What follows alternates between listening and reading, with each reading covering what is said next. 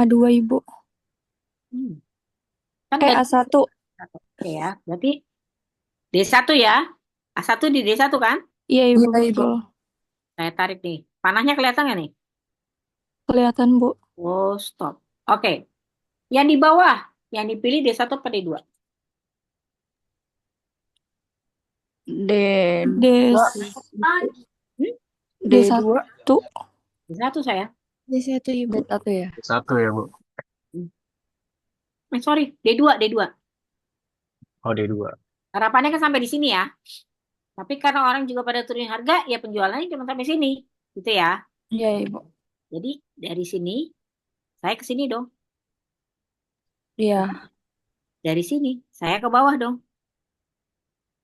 Benar nggak? Untuk menunjukkan batas produk, batas barang yang dibeli orang. Benar nggak gitu?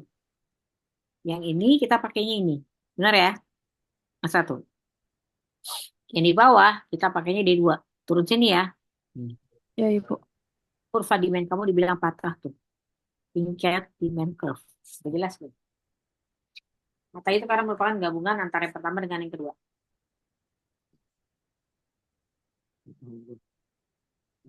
Udah? Sudah Ibu. Oke, lanjut. Ini permasalahan. Ini posisi yang tadi ya, yang oligopoli ya. Sehingga dipilih tadi adalah yang patah. Ini dia patah nih. Satu, turun ke sini patah. Udah? Udah belum nih? Iya Ibu. Satu, terus patah ke sini. Jadi dia yang di satu ini nggak ke sini, tapi di sini jalannya. Karena gabungan antara demand dari satu dan demand dari dua. Udah? Udah belum? Udah? Sekarang kita lihat. MR-nya nih. MR kan setengah demand ya. Jadi sini. Tuh. Oke? Clear? Ini MR kamu nih. Udah ya?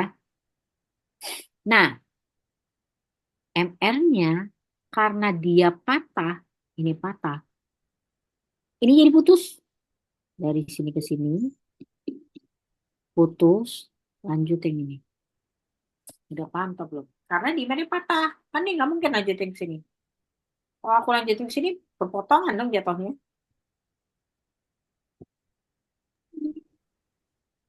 Udah paham atau belum? Kabarin kalau udah. Udah? Kalau misal nggak patah Bu. Kayak yang tadi. Kayak yang kemarin kita bahas. Demand, MR setengahnya dari demand. Mau kurva pasar persaingan, mau kurva monopoli kayak, mau monopoli competition, semua kurvanya sama. Nah, karena MC, MR-nya, demand-nya patah, maka MR-nya menjadi terputus. Udah belum? Paham Ibu. Paham Ibu. Paham, Bu. Oke, sekarang Paham nih Bu. ya.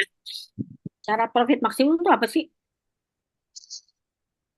MR sama dengan MC. MR sama dengan MC. Oke. Di sini ada MC dong. Kalau di sini MC, MR-nya ada nggak nih? Ada. Ada nih. Kalau saya taruh di sini, berarti MR-nya ada dong. Ada. Oke. Kalau di sini, MR-nya ada nggak? Ada kan? Ada, Bu, Kalau ada. Ada Bu. kalau di sini ada MR nggak? Di situ nggak ada. Ada. Hmm. Selama tidak ada MR, selama MC ada di posisi tidak ada MR, maka mau tidak mau tetap pakai harga ini. Udah paham atau belum? Hmm. Paham. Paham ya? Selama MR ada di putusnya ini, MC ada di daerah putusnya MR, maka mau tidak mau pakai tetap posisi yang paham ya. Paham, Bu, paham. Sehingga bilang terjadi kekakuan di harga dan terjadi kekakuan di kuantitas. Itu yang kita bilang dengan price rigidity.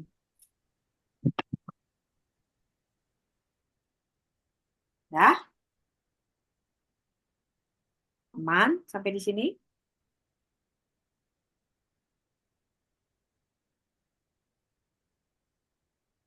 Aman nggak?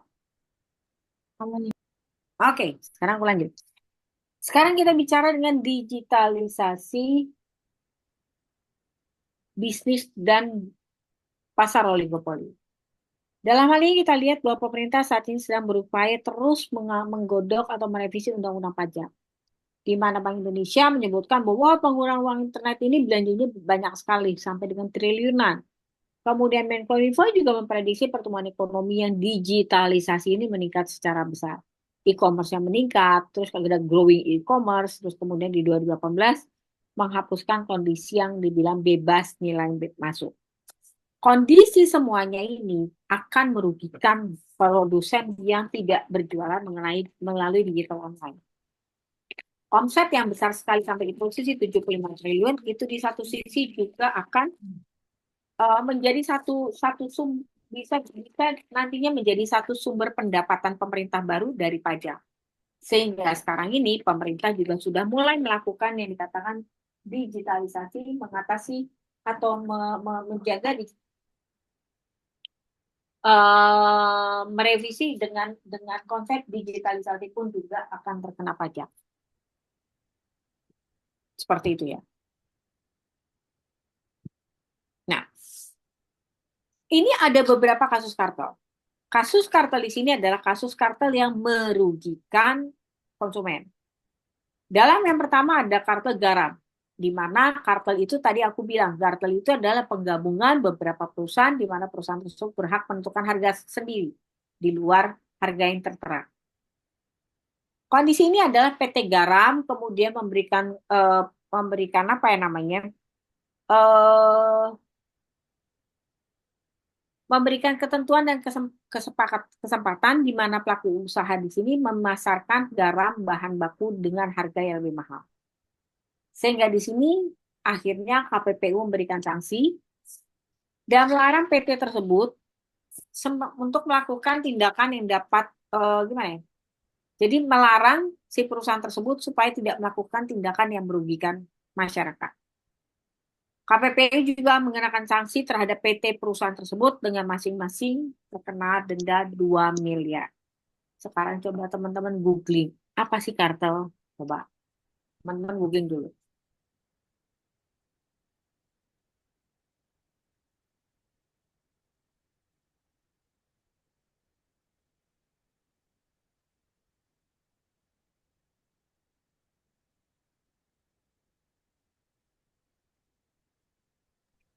Kesepakatan antara beberapa pelaku usaha, Bu.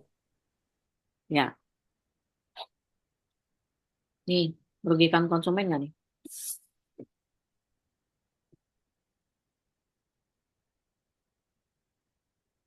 Mereka pada janjian terus masuk perusahaan-perusahaan handphone besar, provider. Masih harga 350 per SMS.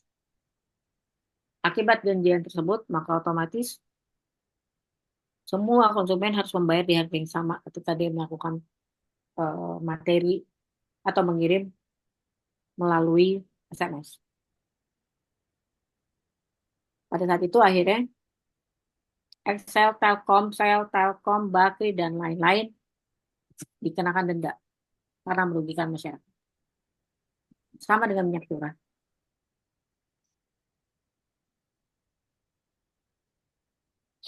Adanya satu price parallelism yang antara satu dengan yang dua, industri minyak harganya sama.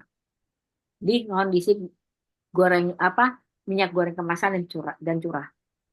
Akibat ada satu semacam perjanjian tersebut, maka masyarakat kemanapun akan mendapat harga yang sama. Dan itu merugikan masyarakat sebesar 374,3 miliar. Sayangnya, putusan tersebut gagal di level Mahkamah Agung. Di mana di Mahkamah Agung, sudah diajukan keberatan dari 20 perusahaan yang kena denda. Jadi sampai hari ini saya belum lihat, belum tahu lagi kabarnya seperti apa. Tapi itulah contoh kartel.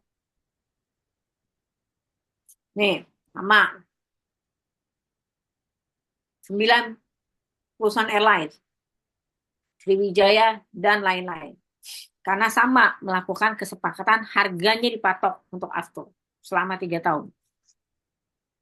Ini merugikan masyarakat dengan nilai 586 miliar.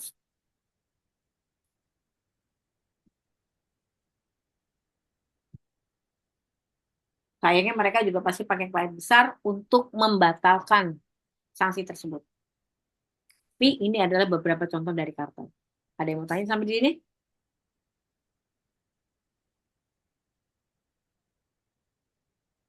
Tidak, Ibu.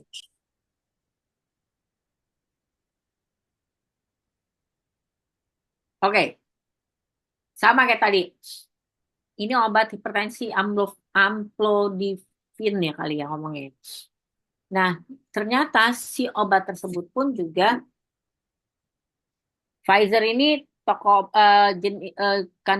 jenis perusahaan obat yang besar ya, yang jadi dalam arti bukan obat generik di sini. Nah, dia itu kalau kamu lihat di sini menghukum dengan masing-masing setiap anggota dengan kondisi total membayar 25 M. Ya, di sini karena terbukti bersalah bahwa mereka melakukan perjanjian penetapan harga, maka kemudian setelah melalui persidangan diturunkan harganya sebesar 80%. Intinya ini salah satu kartel lagi. Ada yang mau tanya sampai di sini?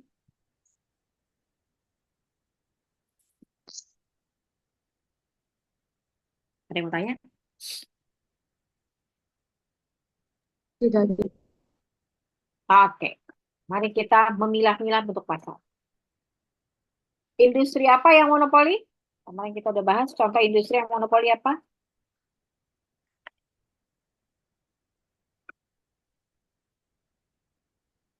Yang berada di dalam kondisi pasar monopoli. PT-nya apa? KAI, Ibu. PT PLN, Pertamina, PDAM, Ibu. Oke, yang duopoli apa tadi? duopoli. Pertamina tadinya duopoli ya, Bu? Empat ya. Oke, lanjut lagi. Yang monopoli apa?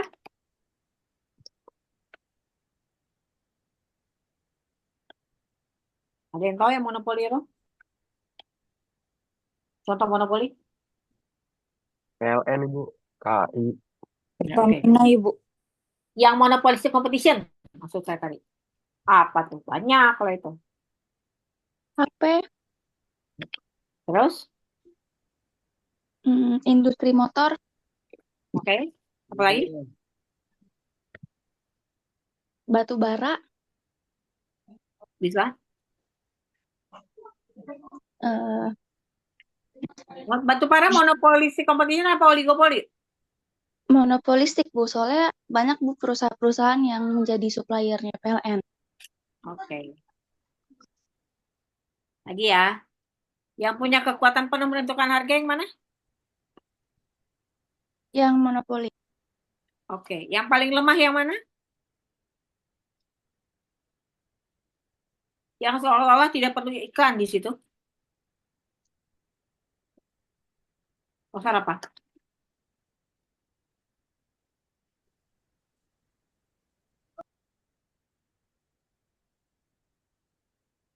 Ayo, pasar apa? Oligopoli, Bu. Oligopoli, Bu. Oke. Yang iklan sangat berpengaruh? Pasar persaingan sempurna. Iklan, iklan. Oh, iklan. Ada di mana? Oligopoli, Bu. Bukan? Oligopoli, Bu. Hmm? Monopolistik. Yes, monopoli competition. Monopolistik sama oligopoli, Bu. Ya, tapi yang paling sih monopoly competition ya. Oh, oke, Bu. Oke, tanya lagi saya.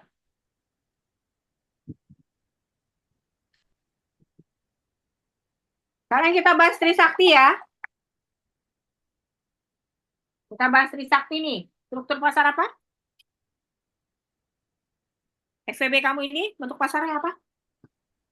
Bentuk pasarnya oligopoli. Hmm? Ya, oke. Apa? Ada yang tahu bentuk pasarnya apa? Si Trisakti kita ini?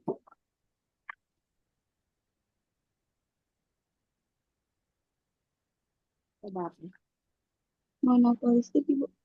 Monopoly competition. Oke, saya ngantar beratnya siapa? Binus. Ya, apa lagi? Untar, Bu. Untar, apa lagi? UPH, Ibu. PH. Oke. Harus ngapain dia? Ini kalian ya yang harus jawab nih. Harus ngapain nih si Trisakti supaya bisa memenangi atau dominan atau salah satu yang unggul di antara pesaingnya. Mesti ngapain? Harus memperkuat brandingnya dengan prestasi. Mhm. Terus Memperbaiki selalu fasilitasnya. kuat gitu, Bu. Apa? Harus apa?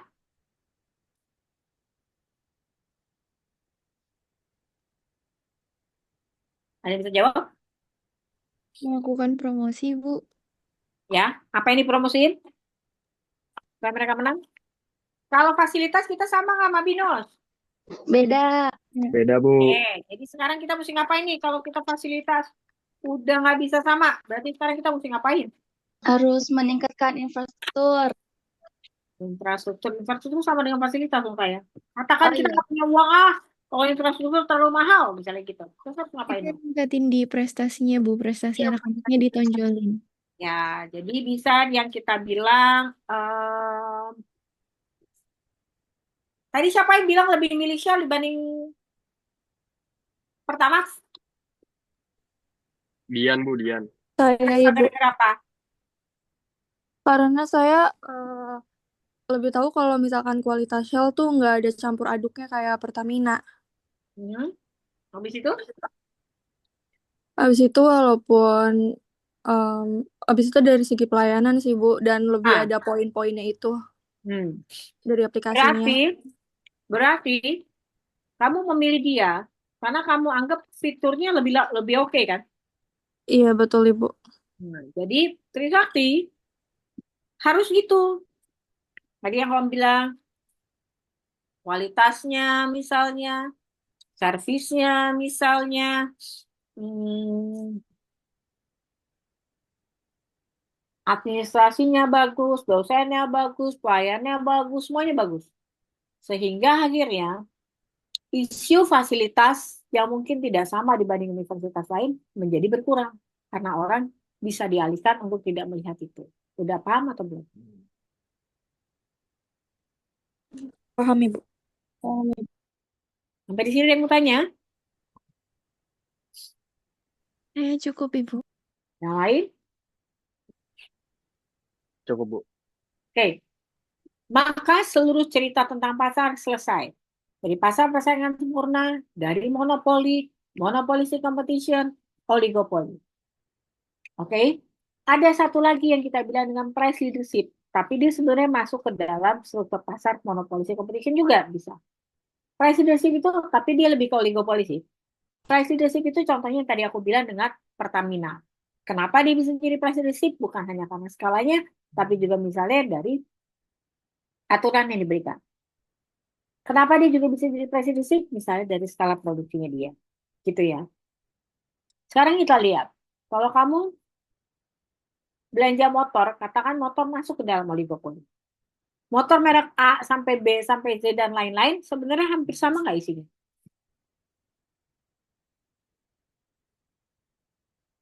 Iya. Kualitasnya sama nggak? Balik-balik lagi, yang menentukan dari itu salah satunya adalah ketika kita bicara fitur.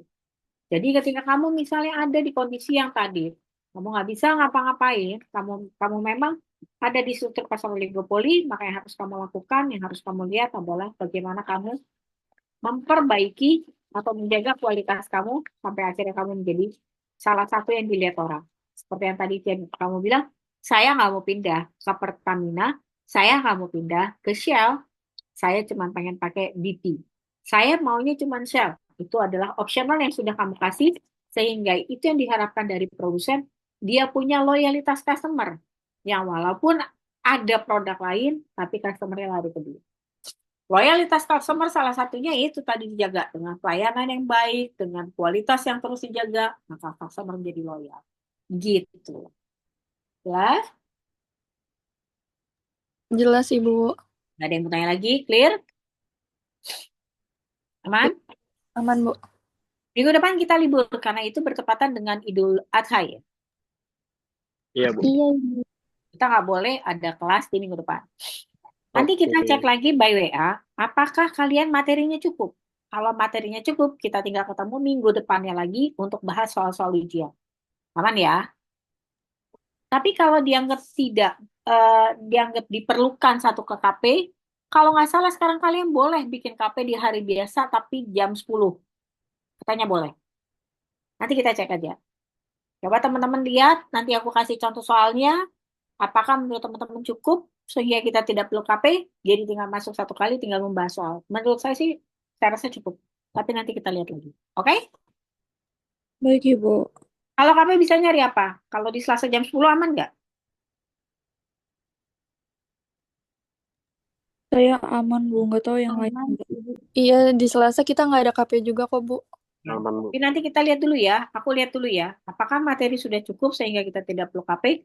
Kalau perlu baru kita diskusikan. Oke? Oke, Ibu. Oke, silakan on cam. Terus ada yang foto kirim ke grup bukti bahwa kita kuliah hari ini. Terima kasih untuk kehadirannya.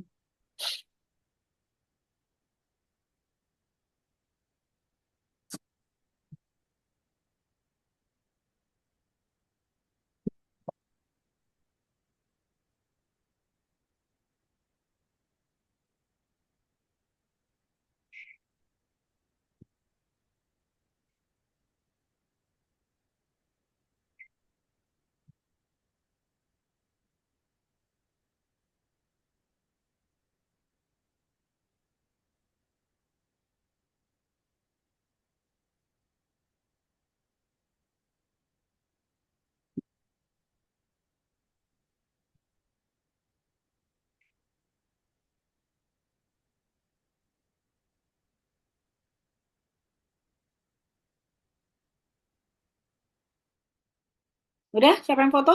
Ada yang baru masuk nih, tunggu.